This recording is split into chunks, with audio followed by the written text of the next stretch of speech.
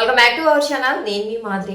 ఎప్పుడు కూడా జీవితంలో ఇప్పుడు ఈ క్షణాలు ఏవైతే ఉంటాయో ఈ రోజు వచ్చిన క్షణాలు అనమాట. రేపు ఏం జరగబోతుంది, రేపు మనం ఆనందంగా ఉంటామా ఉండమా, ఎల్లుండి ఏం జరగబోతుంది, ఇలా ఫ్యూచర్ గురించి కాకుండా, లేదంటే మనకి పాస్ట్లో ఏం జరిగింది, అప్పుడు ఎలా బాధపడ్డాము, ఇలా ఇవన్నీ ఆలోచించకుండా ఇప్పుడు ఈ క్షణంలో ఎలా ఆనందంగా ఉన్నాము అని ఇతరులతో కలిసి ఆనందాన్ని పంచుకుంటూ మీతో ఉన్న వాళ్ళతో హ్యాపీగా జీవించండి. ఎందుకు అంటే రేపటికి ఇవే మధుర క్షణాలు అవ్వచ్చు అనమాట.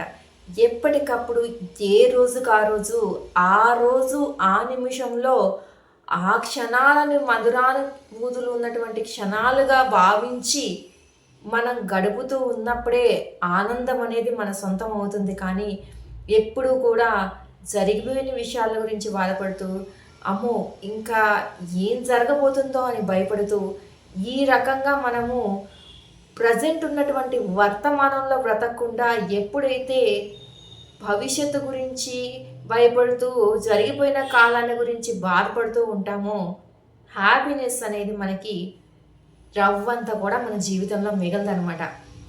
ఎప్పుడు కూడా అరే ఈ క్షణాలు ఎలా అంటే రేపు మనం గుర్తు చేసుకుందామంటే అరే నిన్న ఈ టయానికి ఎలా ఉన్నాము, ఈ టయానికి ఇలా ఆనందంగా ఉన్నాము, ఎంత బాగుంది అది తలుచుకుంటుంటే, ఎంత మధురంగా ఉన్నాయి ఆ జ్ఞాపకాలు అన్నట్టుగా మనం ఉండాలి.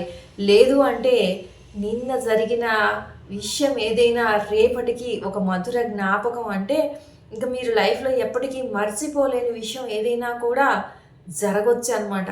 ఆ వేలో ఇవే రేపటికి అలా అవ్వచ్చేమో, ఆ పాజిటివ్నెస్లో అలా పాజిటివ్గా ఆలోచించి మనం జీవితాన్ని గడిపితేనే ఆనందం అనేది ఎప్పుడు మనల్ని వెతుక్కుంటూ వస్తుంది.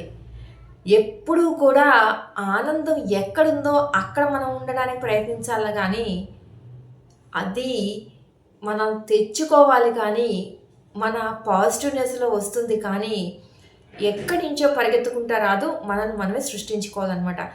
ఎలాగైతే ఆపర్చునిటీ అనేది ఎన్ని వేస్లో ఉందో అన్ని వేస్లో మనం వెతుక్కుంటూ వెళ్ళి ఆ ఆపర్చునిటీని మనం చేజిక్కించుకొని మన జీవితాన్ని నిలబెట్టుకోవాలి. మనమేంటో ఈ ప్రపంచానికి నిరూపించి చూపించాలి, మన సత్తా ఏంటో కూడా మనకి మనం ప్రూవ్ చేసుకోవాలని ఏ విధంగా అయితే అనుకుంటామో అలాగే ఆనందాన్ని కూడా మనకి మనమే సృష్టించుకొని మనకి మనమే పాజిటివ్గా మనల్ని మనం మోటివేట్ చేసుకొని మనకి మనమే సంతోషంగా ఉండాలి.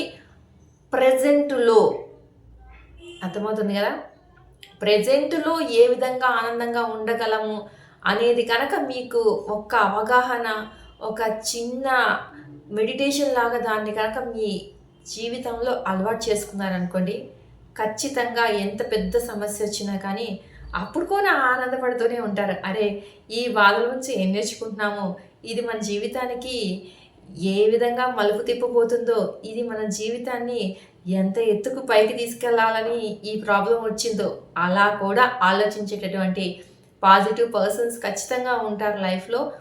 అలాగే మనం కూడా ఏ విధంగా ఆలోచించుకోవాలి అనేది నేర్చుకోవాలన్నమాట. ఎప్పుడూ కూడా సిద్ధంగా ఉండాలి ఏం జరిగినా.